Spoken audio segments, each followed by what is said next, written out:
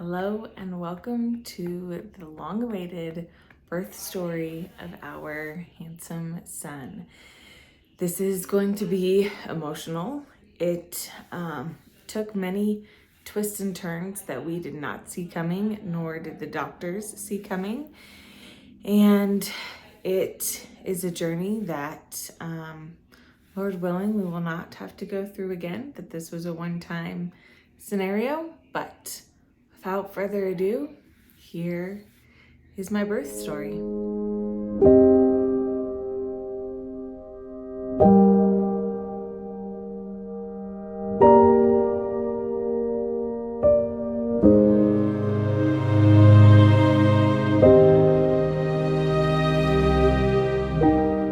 First of all, we have to start before I even got to the hospital for anything with the birth. It started on Monday, February 27th at 8 a.m. We had a doctor's appointment with an ultrasound. I was going to be 41 weeks on Tuesday, the 28th. So the day before 41 weeks, we decided to do an ultrasound and a non-stress test just to make sure everything was hunky-dory and good to go. Just to make sure everything was good, that he was good, I was good, all the things. So we go in at 8 a.m., we do the ultrasound. And for my very naive eye, it was like, oh, this is a totally normal ultrasound for 41 weeks of pregnancy. We get out of the ultrasound, we're waiting in the waiting room, and they're like, okay, we can call you back now. So we go back to meet with the midwife, and she sits us down and she goes, well, you're having a baby today because we got to get him out. There's not enough amniotic fluid in there for him to stay in much longer. My heart sank, my husband's heart sank. Both of us were like, we were not prepared for this at all. We literally thought we were going in and had a few more days. So we absorbed the news and she says, we've got to induce you today. So we left the appointment. We didn't even finish our appointment. We didn't check me. We didn't do the non-stress test. We literally did the ultrasound and then they said, you got to go to the hospital. So I come home. I try to collect myself. At this point, I'm very nervous. Again, I did not want an induction. I wanted to do it naturally. I wanted spontaneous labor. All these things I wanted were already starting to just go out the window. I did not expect to cry this early. I compose myself, get myself together. I get all of our bags. My hubby and I call our doula. We tell her what's happening. She's like, this isn't technically an emergency, but we have to do what the doctors are saying right now. So we should probably at some point in the day head to the hospital, but she was like, you don't need to rush there right now. So I was like, okay, good. So I took a few beats, ate something because I didn't know what was gonna happen when we got to the hospital. So I ate something and got all of our bags. We got in the car and headed to the hospital. We got to the hospital around 11 o'clock-ish, checked in, did all the paperwork, met with the midwife. She explained all the different types of induction, which was actually really helpful for me because I didn't know there was an all-natural one outside of Cervidil or Pitocin. And it's like a balloon catheter type one. So I chose that one because, of course, I'm like, okay, so if I have to be induced, I'm still going to try to do this whole like all-natural path and, we'll just see how far it takes us. So we start the balloon catheter at, I have my timeline over here. We start the balloon catheter at noon on Monday, the 27th. She puts it in. She's like, you're actually really soft. You're only about 1 centimeter dilated, but you seem really, ready to go. She added extra liquids to make it a little bit bigger, hopefully kind of speed up the process. I was like, great. She said, I'll come back and check you in 11 hours.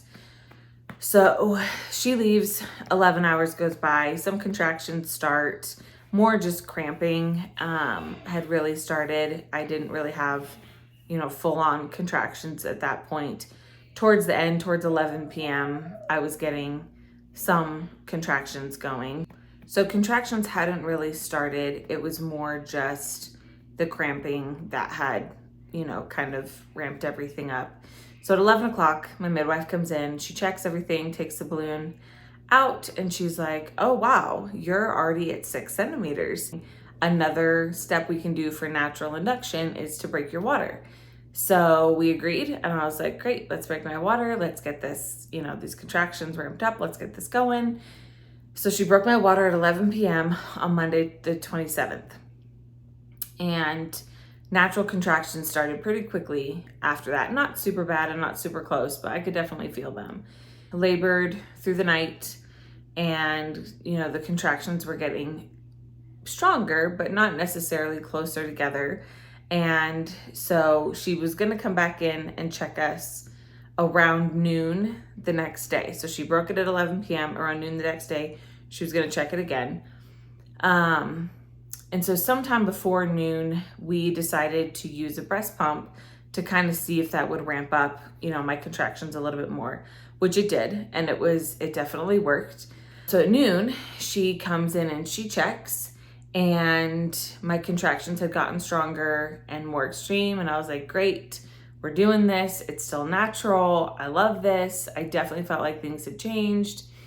And she checked me again, and no change. I was still at 6 centimeters, and the baby was still in the same exact spot.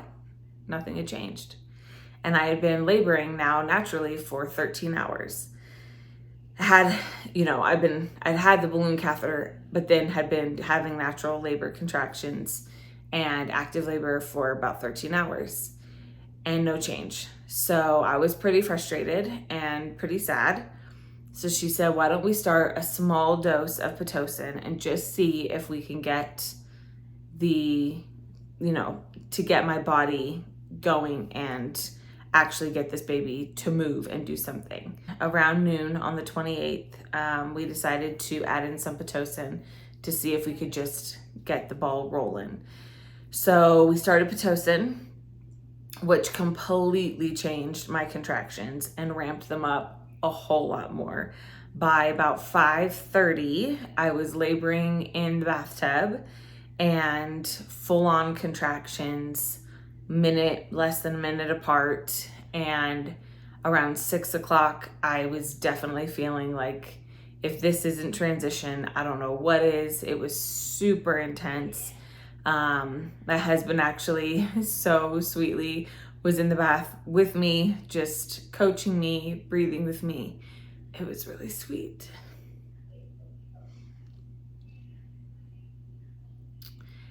There's so many moments that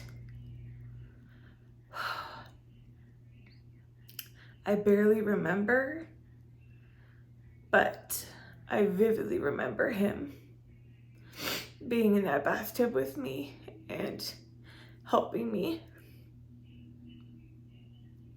So I was laboring in the bathtub. It was super close. My doula even was like explaining the next step. You're gonna feel this, you're gonna feel this, you're probably gonna feel the need to push, and this is what it's gonna feel like. We all thought I was in transition already. So labored that way for about an hour, and my midwife came in around 7 o'clock and was, talking to me about, everything I was feeling, looking at the contractions, all that kind of stuff. And she was like, let me just check you and see where we're at. All of us assuming I'm like 8, 9 centimeters with how the contractions were and how intense it had been. So she checks me again, and this is around 7 o'clock on the 28th of February. And she looks and she says, there is still no change. We're still at 6 centimeters. The baby is still exactly where he was before. He hasn't shifted. My body hasn't shifted at all. And at this point, everything is ramped up. All my contractions are more intense, but now I'm frustrated and I'm discouraged. And it was a ton of emotion. So she kind of told me some things that we could do to kind of help things move forward, gave me some options, and then, left the room to let me kind of decide, what we were going to do next. And I remember going into the bathroom and I was laboring on the toilet, and I told my husband, I was like, I can't do this anymore. I was like, this is so intense. And if we're still at 6 centimeters, nothing has changed, and we've been here for hours at this same exact spot, I need an epidural. I won't be able to do this for hours and hours more without one. So I did decide to get an epidural, which again was another thing not in my birth plan, was to get any sort of medical intervention to help with pain management or anything. But at this point, my body was not moving anywhere at all. And I knew I needed to labor longer. And in order to do that, I was going to need some sort of pain management outside of what my doula was so beautifully helping with, and the breathing and all of that. So at 7:30 on the 28th, I got an epidural. They upped the Pitocin and I slept, which was great. We all slept a little bit, I think. And they doubled the amount of units of Pitocin that they were, pumping into me over the next 5 hours. So from about 8 p.m. till about 1 a.m. Around 1 a.m., my midwife came back in, and the contractions were obviously getting more intense. They were intense. I didn't feel them super tons, but I was starting to feel something through my epidural. And when you get an epidural, they give you this button that you can push to kind of give you a bigger, like another dose, if you're starting to feel stuff. And I had been clicking that. So I'd been adding and was still feeling stuff. So my midwife came in, she checked again at 1 a.m. So at this point, we had been at the hospital for 37 hours laboring, and I had been at 6 centimeters. If we were 6 centimeters at 1, I will have been at 6 centimeters for 26 hours. So she checked, and I could see it on her face. It dropped, and she said, "You still have no change. You're still at 6 centimeters, and the baby still has not shifted." 26 hours at 6 centimeters. At this point, I'm starting to definitely feel the contractions through the epidural. I'm feeling a little bit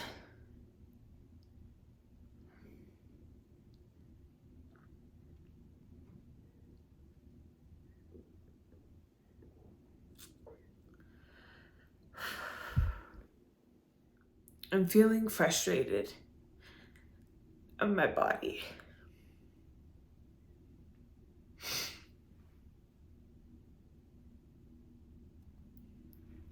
Because nobody knows why this was happening. My midwife was stumped. She genuinely said, "I don't understand what's wrong. I don't know why this is happening." She felt him, and she was like, he might be stuck, but she couldn't really tell if he really was or not. And so she looked at me and she gave me some options of things that we could do. And she gave me 4 more hours to try to get, him moved, me moving, something. So she gave me all the options and basically said, in 4 hours, I will come back and check. If there's still no change, we need to have a very serious conversation. And I spoke up and said, yeah, a C-section. Which it's crazy because in that moment, I feel like it's kind of a weird out-of-body experience. I'm more emotional now talking about it than I was then. I was way more level-headed and clear-headed, even in all the pain and the frustration and disappointment in how everything was playing out. So she said, she gave me all the options. She said, you've got 4 hours. And then we need to seriously look at, what we're gonna do. So she left the room again and let me kind of delegate with my people, my mom, my husband, and my doula. At this point, my contractions are definitely ramping through the epidural. I'm definitely feeling them. The epidural is wearing off. I'd only had it for 5-ish hours at this point, and 4 more hours of feeling, 18 units of Pitocin through that with contractions, and not even knowing if at the end of the 4 hours anything would have changed. I knew, well, the other thing too was on the monitor, you could see my uterus getting fatigued. My contractions were not as strong as they had been. They weren't as good as they weren't working as hard as they should have been. My contractions definitely weren't what they should have been at that amount of Pitocin with that strong of labor. Thankfully, his heart stayed super strong through the whole thing. His heart rate was a rock star. He was a rock star. So honestly, no one was really worried about Atlas. I was very worried about him, but no one else really was worried about Atlas. They were more worried about my uterus, which at the time I didn't really understand how worried they were about it till after everything. So they left and I talked with everyone, and ultimately, after talking to my husband and my mom, and I said, my body's giving out. I can feel that it's tired and it's done, and we need to get this baby out. So at 2:00 in the morning on March 1st, I decided that, and I told the midwife, I think it's time that we do a C-section. And at this point, I had been 6 centimeters for 27 hours and had been laboring for 38 hours. And I just knew my body was asking to be done. When you tell someone you want a C-section, it is crazy how fast everything happens. My mom took videos of things, and looking at the timestamps of stuff, it's crazy to see, the succession of everything and how everything played out. Because for me, it was a whirlwind of people and noises, and I was in so much pain with the contractions bursting through the epidural. They took me back like at 2:45 to the OR, and James was able to be back there with me. If you know anything about me, I handled contractions, from what I can tell with myself, really, really well. I don't handle unexpected pain well at all. I knew what the contractions were coming. I could kind of breathe through it, ramp up for it, get ready for it. But unexpected, anything with medical stuff, really, I don't handle well. So they rolled me back to the OR, definitely was having a panic attack. Had a hard time breathing. They pumped so much medicine through the epidural that I was numb up to here, and definitely felt like I was drowning, that I couldn't breathe. Thankfully, the assistant anesthesiologist that was there was phenomenal. Her name was Nicole, and she was the one that had put my epidural in, and then she was there also for the C-section, and so thankful for her, because I really needed because James couldn't be in there right away. They had to prep everything, and then they called him in. And so I really felt like she listened to me and advocated for me in there, because I was like, I feel like I need to be propped up. I feel like I'm going to pass out. Like, this isn't good. And she really helped kind of calm everything down. So that was good.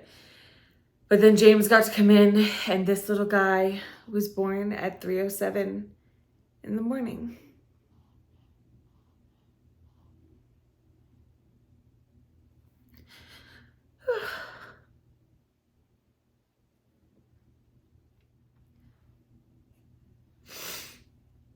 I have no regrets over how everything went down.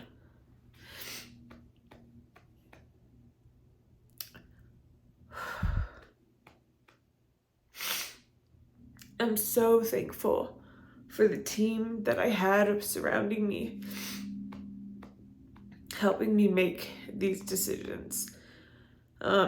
Especially because everyone knew they were not what I had planned or what I had wanted. And I'm so, so thankful that Jesus was able to give me the clarity of mind to make very level-headed decisions amongst a lot of pain and disappointment and frustration that I do not look back and see decisions that were made in haste or decisions that were made out of fear. I truly look back and see myself in those moments making decisions truly based off of the facts that were laid out before me and my own maternal instinct that said, this is what's got to happen. The hardest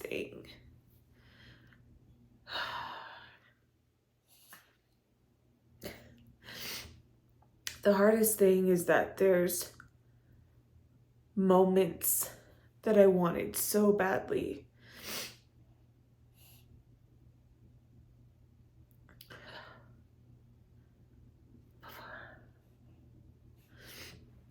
that I didn't get to have.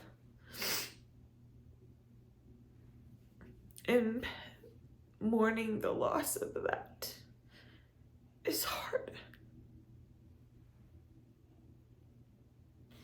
And so at the point that I made the decision at 2 a.m. on March 1st, it was solely worried about him and making sure that he came out stable and that he wasn't under duress and his heart wasn't stressed out.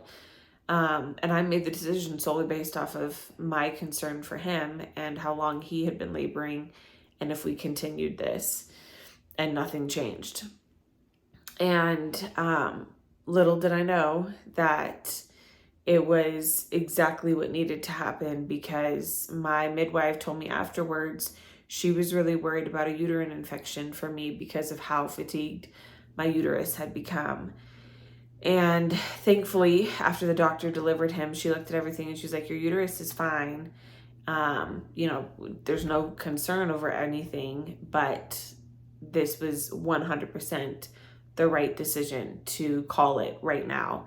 And even my midwife came back in and she said, I don't usually advocate for C-sections because I really do believe that, with time and different practices, we can get these babies out naturally. And she said, but I want you to know that you absolutely made the right decision and you have an incredible maternal instinct. You need to keep listening to that. That was super reassuring to get it from the doctor and my midwife telling me this was absolutely the right decision to call a C-section when I did and not wait to see if maybe possibly something might change in 4 hours. That was very encouraging, and I was so thankful they came back and told me that. The other thing that happened was my blood pressure spiked on the table in the OR to an at-risk level, and they labeled it, and rightfully so, preeclampsia. And so as soon as I was rolled out of that ER, they pumped me full of, pain meds for the incision, but then started me on magnesium, and I was bedridden for the next 24 hours and couldn't move, couldn't get up. They had to take my blood pressure every 30 minutes for 24 hours. I could, hold my baby and interact with my baby and all that kind of stuff, but I couldn't get up and down out of the bed, and they had to monitor it. Thankfully, it spiked fast, but it also went down really fast as well. So it ended up not being a big deal afterwards. It will always be something on my record, and it will always be something that, doctors and midwives and physicians from here on out will look at and will have to address with every single pregnancy. That was another, unexpected turn of events that felt very out of my control, very medical, for someone who wanted such a natural labor and delivery. It ended up being the most medical version of a labor and delivery. But I'm really, really proud of myself and all that I did try before getting to that point, and knowing that I know what labor feels like now. I know what contractions feel like. And Lord willing, the next baby's head won't be as big. He actually ended up being in the right position, but at some point along the way, his head did not slip into the pelvis properly and got stuck in the cervix. And however that happened, it quit sending signals to my body to continue to dilate. So it didn't. And his poor head was wicked, like weird looking when it came out because of how long he'd been sitting there. My labor and delivery journey was incredibly long. It was a lot, but I'm very proud of myself for being able to make level-headed decisions throughout the whole process. And I'm so thankful for the medical staff that we had that helped to inform me of all the options and helped to really give me the confidence that I needed to make the decisions when I did. And I look back with zero regrets over anything. Like I said earlier, just mourning the loss of what I wanted, what I could have had, and what I wasn't able to have due to very weird, rare circumstances that the doctor and the midwife both came back to me afterwards when we were in the hospital and said, I still don't understand what happened. Such a weird set of events, and could it happen again? Yeah, but is it likely? Who knows? I don't know. That is our labor and delivery story. One that, as I've told many people, was not my plan, but it was God's plan, and it worked out beautifully because He is here safe and sound. I am here safe and sound. Neither one of us have had any complications since, he was born and since the preeclampsia wore off. So everybody is healthy and happy, and so grateful to be on the other side of all of that. C-sections are no joke, and the recovery is not fun, but I'm very thankful that it was an option and that we were able to get him out when we did before he was in stress or before my body gave out as well. So I just wanted to share all of that with you guys. It felt like way too much to put in a post or a story on Instagram or something like that. And so I figured I would just share all of it here with all of you guys. I love you guys so much. Your support and your encouragement and your love throughout this whole journey with me, and just asking so many questions and being worried about us and praying for us means so much. So thank you for all of the love you've poured out during our whole pregnancy journey, but also as you guys waited to hear how labor and delivery went. And I hope that if anything, you guys see just how gracious God was to give me such clarity of mind to make the decisions I needed to make for my baby and me, for our health, and just for our safety. So I love you guys so much. Thanks for hanging out with us. I hope you enjoy this little montage, and we will see you guys next week. Love y'all. Bye.